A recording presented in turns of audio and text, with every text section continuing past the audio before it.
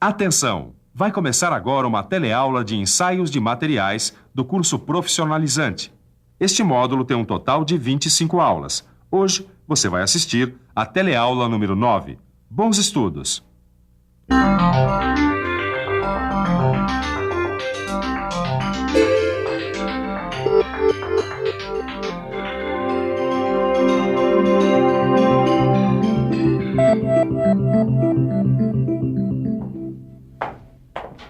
Ô, Ananias. Ô, Roberto. Olha aqui o paralama que você me encomendou. Que beleza, hein? Parece que ele tá perfeitinho. Pois é, mas é peça original e a fábrica garante. É a fábrica e o ensaio de embutimento. Que? Ensaio de embutimento. Preste atenção porque este é o assunto da nossa teleaula de hoje. Na teleaula de hoje, você vai ver a importância da ductilidade na estampagem. Vai conhecer o ensaio de embutimento e vai conhecer o ensaio Eriksen e o ensaio Olsen, que são dois métodos de ensaio de embutimento.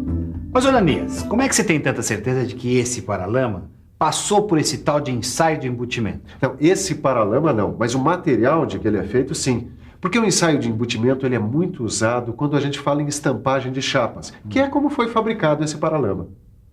E quando a gente fala em aprender coisas novas, o jeito é conversar aqui com a Ananias ou ficar de olho na teleaula. O que aconteceu aí, Edgar? Eu achei que essa peça estava solta, agora que eu tô vendo que ela tá trincando, ó. Nossa, mas eu pensei que essa peça estivesse perfeita. Eu também, mas eu acho que ela trincou na estampagem, viu? Estampagem? É.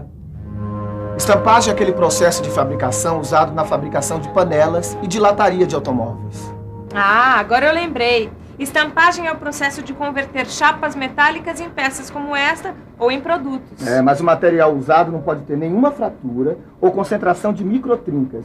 E a chapa usada na estampagem tem que ser bastante dúctil. Dúctil? Acho bom a gente relembrar o que quer dizer essa palavra, hein? Dúctil, que se pode estirar sem se romper. Flexível, elástico.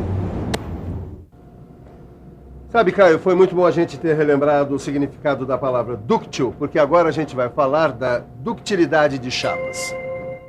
A estampagem envolve dois tipos de deformação. O estiramento, que é o afinamento da chapa, e a estampagem propriamente dita, que é o arrastamento da chapa para dentro da cavidade da matriz. Ah, peraí. Acho que eu tô lembrando desse processo de conformação. A chapa é arrastada para dentro da cavidade da matriz por meio de um punção. Durante a operação, a chapa fica presa por um sujeitador que serve como guia para o arrastamento. Ô, Caio, essa chapa aqui vai ser estampada. Então, a ductilidade é a característica básica que ela tem que apresentar. Se não me engano, Silva, a gente já viu alguns ensaios que podem avaliar a ductilidade do material, né? Bom, a gente viu, por exemplo, o ensaio de tração, o ensaio de compressão e o ensaio de dobramento. E em todos eles dava para avaliar a ductilidade. Então por que fazer um ensaio só para avaliar isso, hein? Caio, é que nenhum desses ensaios mostra pra gente problemas que podem causar pequenas trincas depois da deformação. Bom, então o melhor é a gente ficar por dentro.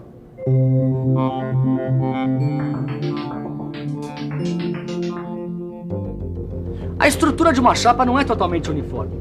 Pequenas diferenças podem não afetar o resultado de ductilidade conseguido no ensaio de tração. Mas na estampagem, a chapa pode apresentar pequenas trincas por causa dessas diferenças. Além de trincada, a peça pode ficar com enrugamento, distorção e com textura superficial rugosa, como uma laranja. Tudo por causa da matéria-prima utilizada. Imagina só, Ananias, uma indústria que fabrica um monte de paralama desse aqui e só então descobre que o material não era adequado à estamparia. Pois é, para evitar surpresas desagradáveis como essa, é que existe o ensaio de embutimento. O ensaio de embutimento foi criado para que não se descubra que a chapa é inadequada só depois da produção da peça. Ele reproduz em condições controladas a estampagem de uma cavidade previamente estabelecida. Nos ensaios de embutimento, o material é deformado quase nas mesmas condições que as obtidas durante a produção, só que em condições controladas para minimizar a variação dos resultados. Uma chapa como essa pode ter a sua capacidade de estampagem avaliada através de alguns ensaios de embutimento. Os mais conhecidos são o Eriksen e o Olsen, que a gente vai conhecer daqui a pouco. Sim, mas quer dizer que fazendo esses ensaios não tem erro? Não, não é bem assim. é que esses ensaios eles são só qualitativos, quer dizer, eles dão apenas uma ideia de como o material vai se comportar durante o processo de fabricação. Tá. Ananias, a gente falou, mas o que eu queria mesmo é ver como é que funciona esse tal de ensaio de embutimento. É fácil. É só ficar de olho no ensaio.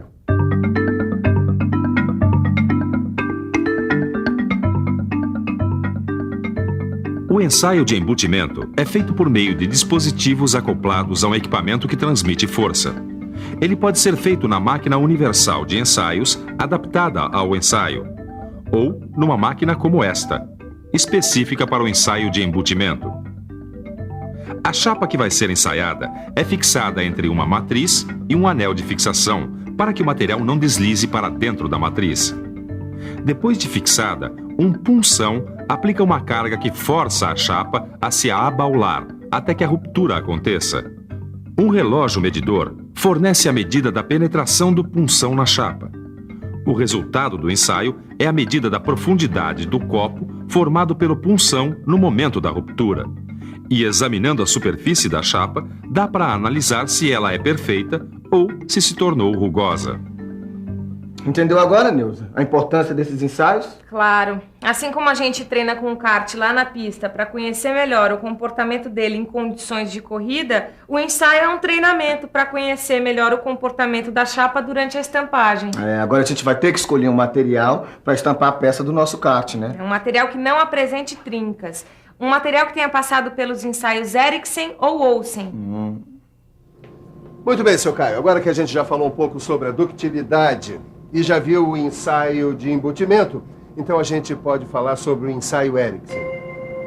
Aqui nessa representação dá para ver que no ensaio de embutimento Eriksen, o punção tem cabeça esférica de 20 milímetros de diâmetro e a carga aplicada no anel de fixação que prende a chapa é de mais ou menos 1000 kg-força.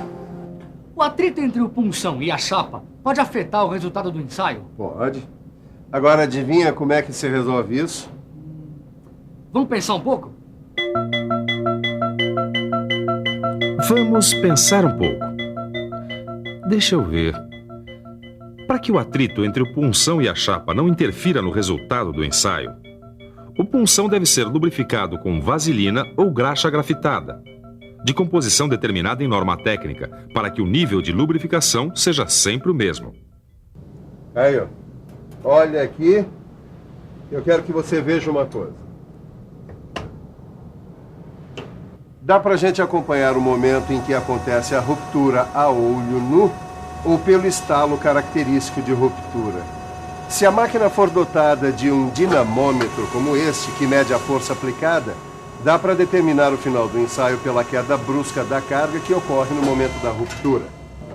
Ah, Caio, isso daqui também é muito importante, porque esta representação mostra pra gente a altura do copo, que é o índice Eriksen de embutimento. Caio, existem diversas especificações de chapas para conformação a frio que estabelecem um valor mínimo para o índice Eriksen de acordo com a espessura ou o tipo de estampagem para a qual a chapa foi produzida. É porque a estampagem pode ser média, profunda ou extra profunda, não é isso? É isso aí, garoto, tá ligado, hein? Vamos então agora conhecer o ensaio Olsen.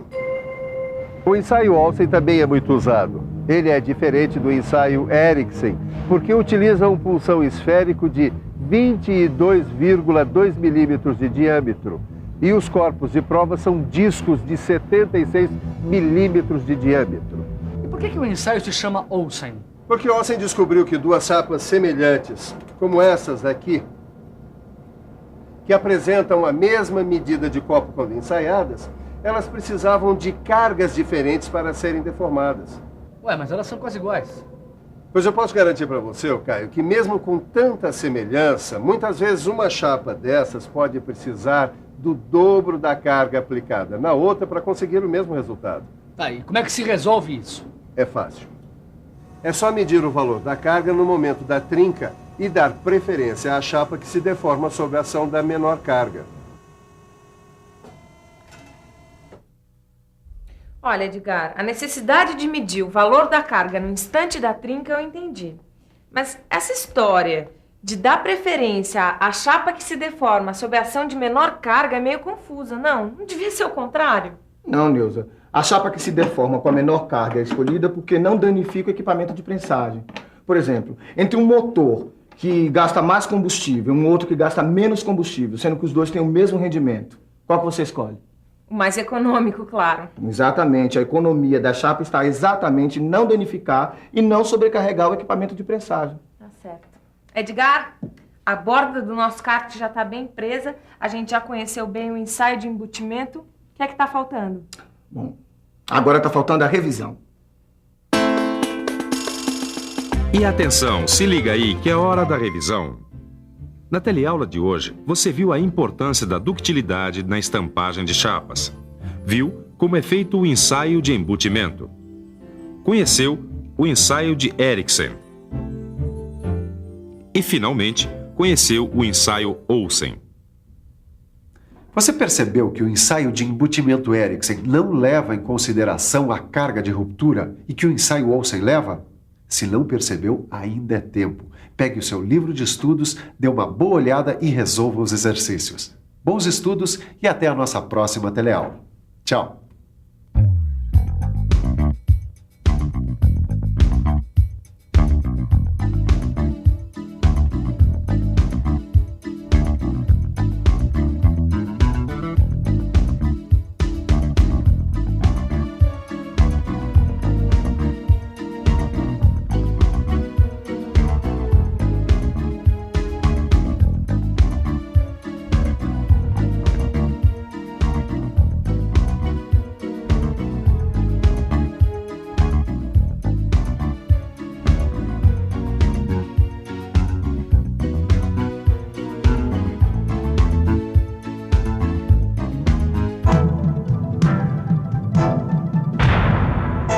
Telecurso 2000, um programa de educação do Sistema Fiesp e da Fundação Roberto Marinho.